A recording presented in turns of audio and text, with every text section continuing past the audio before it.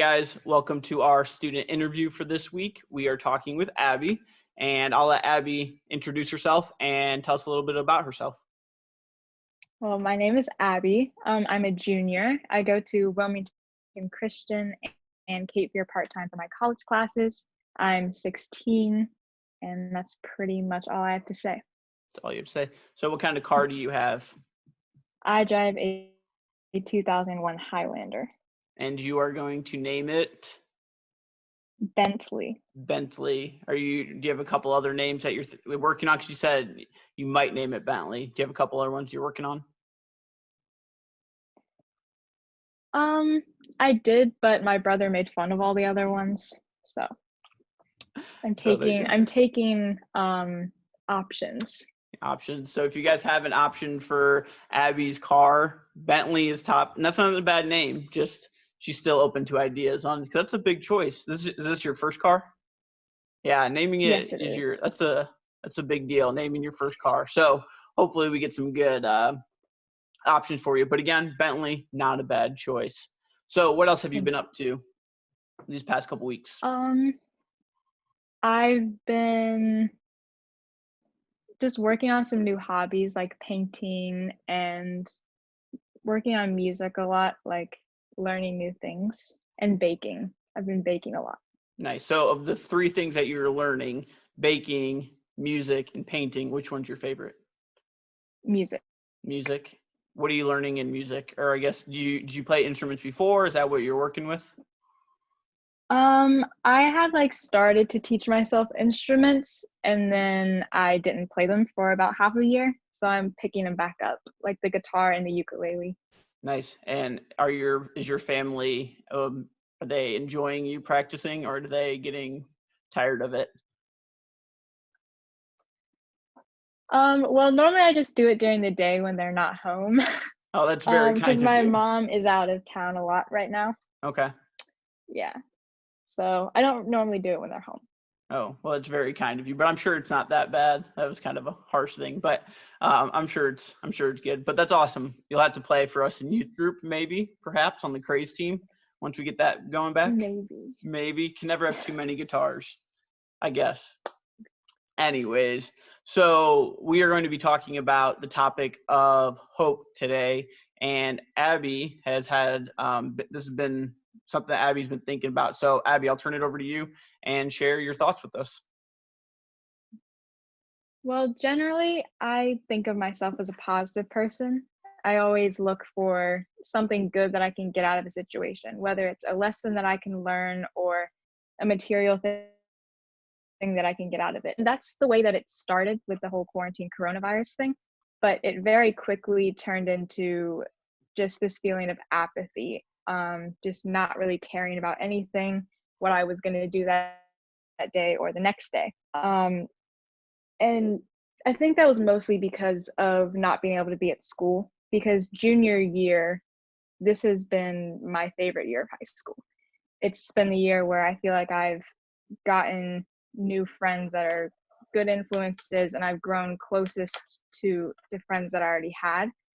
And I was really looking forward to fine arts. I've been working on that. And my first junior senior was something I was looking forward to. And it just felt like I had nothing to look forward to anymore because life in quarantine is monotonous. Every day just seems like the day before, the same schedule. And eventually I just got tired of feeling like that. And so I went onto the Bible app and I just looked up devotions for hope. And I found one that I really liked. And the way that it defined hope was that hope is the feeling that my tomorrow is going to be better than my today. And like I just said, everything was feeling monotonous. I wasn't feeling like that at all. And so I looked further and I found examples. There's David in Psalm 42. But one that really stuck out to me was the Israelites. When they're being led out of Egypt, they've been captive for so long. And they finally get this chance at freedom and they've walked so far and they fought so hard. And then they get to the Red Sea and it's just miles of water in front of them. And they have nowhere to go. And if that's not a feeling of hopelessness, then I don't really know what would be. You know, they'd they had nowhere to go, even though they'd gone exactly where God told them to. And that's just something that I don't know, it just worked with me a lot, because I feel like a lot of times we mistake our situations that feel hopeless for an absence of God, when in reality, it's something that He's using to grow you or to put something new in your life. Yeah.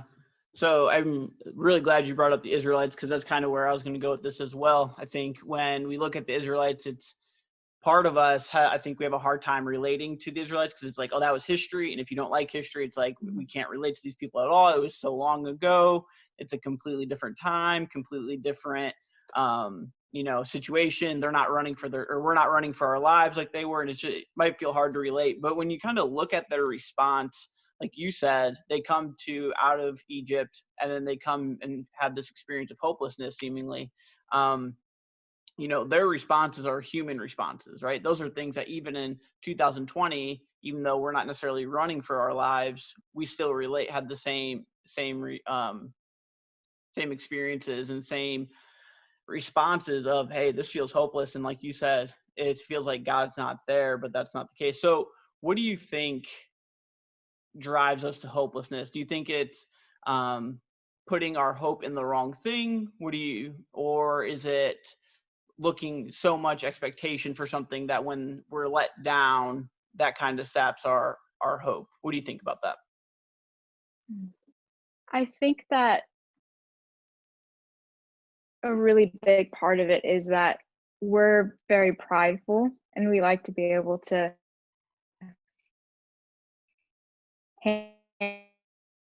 handle things, and I don't need it, I can do this, by myself. We're very independent by nature. That's just how we are with our sin nature. And when we can't handle a situation by ourselves, then it's like, well, if I can't handle it, then no one can handle it.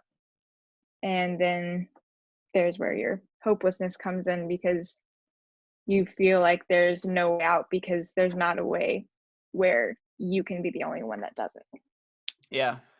So just kind of going with that idea of looking at our biblical example of the Israelites, people that we, different cultures, different time period, but again, same response, same human feelings there.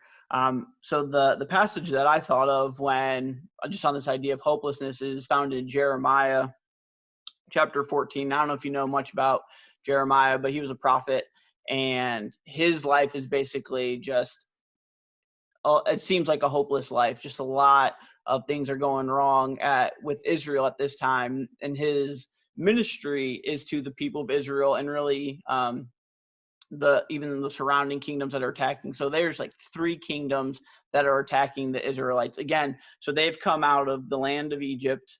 They were told that they were God's chosen people, that they would live in the promised land, right? So they're thinking like us, when you're in your junior season that's going really well, and you're thinking, nothing can mess us up. This is good. This is everything. Then the Israelites get into the situation where they are surrounded basically by 3 kingdoms that are all attacking them. And at this particular point in Jeremiah 14, they're experiencing famine, plagues, something we can maybe relate to, but just a lot of just external factors playing on them. And part of it is the Israelites, like we do, we tend to forget God. When things are going good, we tend to make that I am independent of this, and this is because I did this or whatever. And that's where the Israelites have been. They go through something, and then they get into trouble. They go to God. God helps them. Then they forget God, and it's just a cycle that they go through. And we experience that same thing, I think, even more so in our age, because there are so many things that make us independent. There's so many things that seem like, hey, these are things I've done, and it's very easy to forget God because we live in such a comfortable way.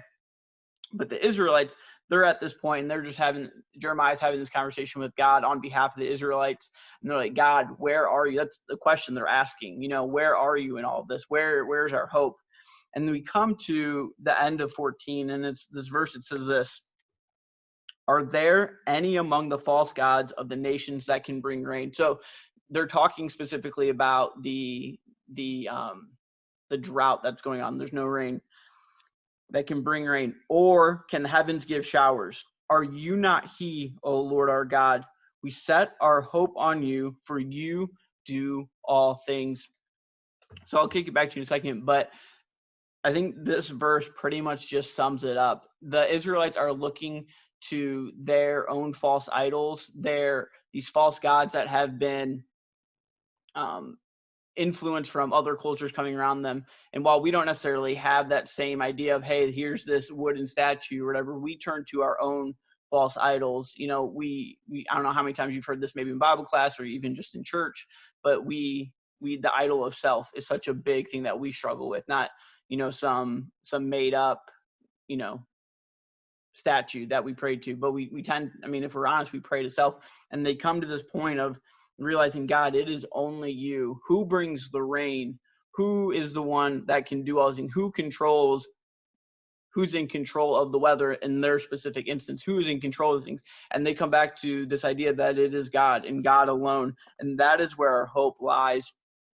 So I think it's important to remember as we go through life, as we had the expectation of enjoying something or look for something, our hope isn't a physical deliverance. Even as we're kind of sitting here waiting for us to get our lives back, to be able to just be out in public again with people, our hope isn't that we are going to be physically saved, right? Our hope is in the faithfulness of God, and in his faithfulness to his promises and who he is. That's where our hope lies. So there may be a facet of physical salvation there, but our hope doesn't rest there, because as we've seen, not always does God answer with, hey, this is going to be perfect, this is going to be okay. But there's a sense in which, even though physically we may not be saved from something, God is still God, and God is still good, and God is still faithful through it all. So our hope lies in who God is, not what God is necessarily going to do for us. So I guess kind of just wrapping up, as you deal with hope in your own personal life, what are some practical ways that you remind yourself of who God is, and return to this hope that you have when you feel hopeless? A lot of times, if in a time like this, it's really important for me to be able to sit down and list out everything that God has done for me in the past. Because for me, where like my hope starts to falter is when the solution doesn't come quickly. Like right now, this has gone on for a long time. But Isaiah 49:3, I think it is. It says, "Those who hope in me will not be disappointed." And that's just really reassuring, because you hope for so long and nothing comes, but it's just because he's sovereign. He knows when the time is right. And so that's just something that I have to remember. Yeah, I think that's exactly spot on. Remembering who God is and coming back to that. And I think that struggle is a human thing, because we are imperfect, right? We are gonna see God's promises, like you said, going back to what he's done. We've seen it, and that's how we know that this is his truth is, right? Because he's proved himself time and time again. He's faithful to his promises. But then we're quick to forget, but then we keep coming back as we progress in our faith. And it's not something that I think we'll ever fully perfect. I think there's, we are going to, our sin nature forces us in this cycle but we keep our focus on God, and we go back to his promises. Our hope is in his faithfulness, and that's where we will not be disappointed in, right? The fact that God is never not going to be faithful, right? So I think that's really good. Is there just any advice you would give to your peers on hope, or that that they may be struggling with? Is there anything you'd like to add at the end there?